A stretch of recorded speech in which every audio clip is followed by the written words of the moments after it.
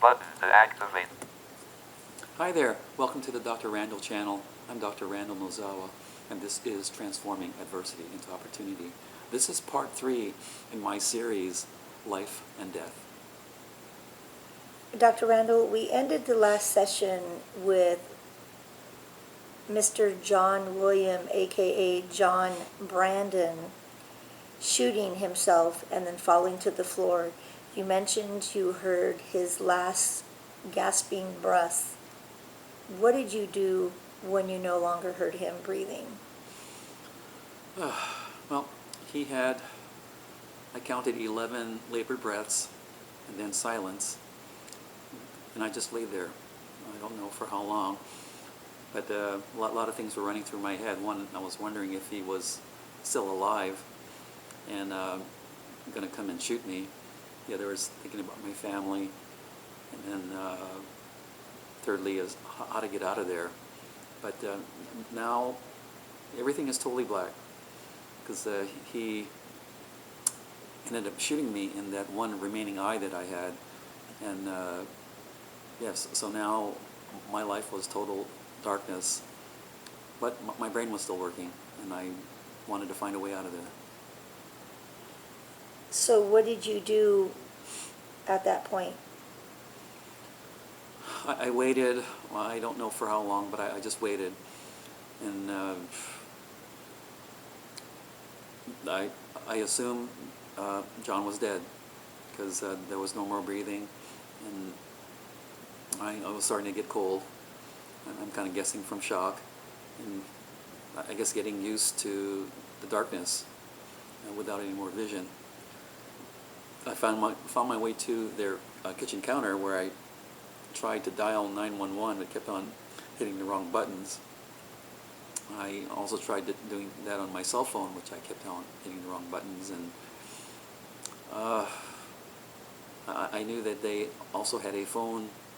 I thought they had a phone in their den, so I found my way there and could not find a phone, and I'm getting colder, so I figured I had to find my way to their bedroom to get under the covers to get warm. So you made your way from the kitchen down to the den and then down to their bedroom. What did you do once you found their bedroom? No, I knew basically the outlook of their house, since I was there often. I found their bed and kicked off my socks and took off my sweatshirt and got underneath the covers to warm up. And I'm still not used to the darkness, but this is the way it is. And I thought that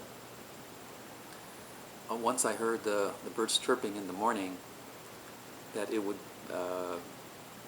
be the time that perhaps in this elderly community that people will be rising, and I could get outside and call for help.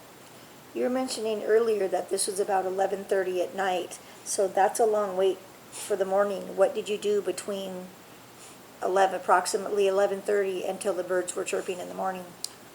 But before I passed out or went to sleep, I had planned to get out of there.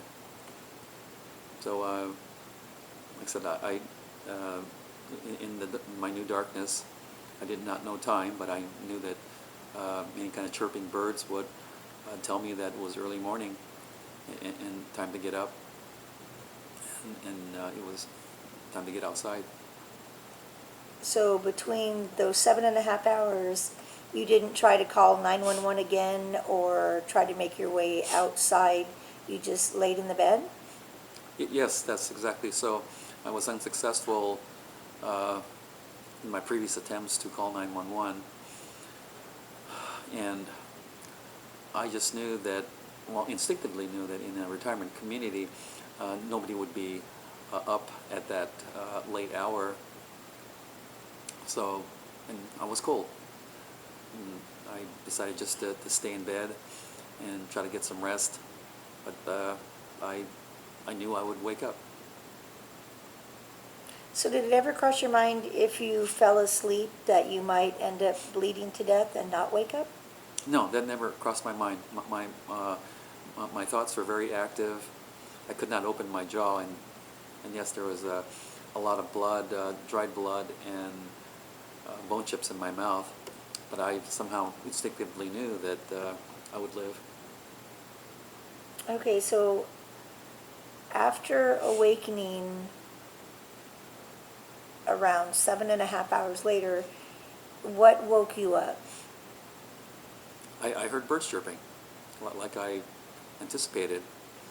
So I put their bedspread around me and trailed the wall and found my way to their front door. Couldn't find my shoes, so I walked out there with bare feet, and I knew eventually I would, my feet would touch asphalt, which meant that I was in the middle of the road in their cul-de-sac. So you made your way outside, and then what happened? I stood there, and I waited, and I waited, and I waited, and a couple homes down, I heard a door open, and then I called out for help. But, Did the person say anything to you that you called out to help for? well, it was a male voice, and yeah, he said he'd call an ambulance, and actually what he did next actually made me laugh, since he went back into the house, and a few minutes later came back and told me that an ambulance was coming. But he returned back inside, closing the door, and I heard him lock the door behind him. That's very interesting. It sounds that he might have been afraid that you caused the mayhem, or that you had done something to yourself or caused some sort of accident, that he was afraid of you. After the chuckle, and some months later, my wife told me that same guy was out early to pick up his paper. Then he saw me, and he described me as a Hispanic guy, draped with a blanket, barefoot and bleeding everywhere. So anyway, that's what I remember. Well, thank you for this portion of life after life and death, and we'll get back to you on the next segment. This is Dr. Randall Nozawa, your bounce back blind guy. Thanks for tuning in. This is Transforming Adversity into Opportunity. Check this out next time and get more of it.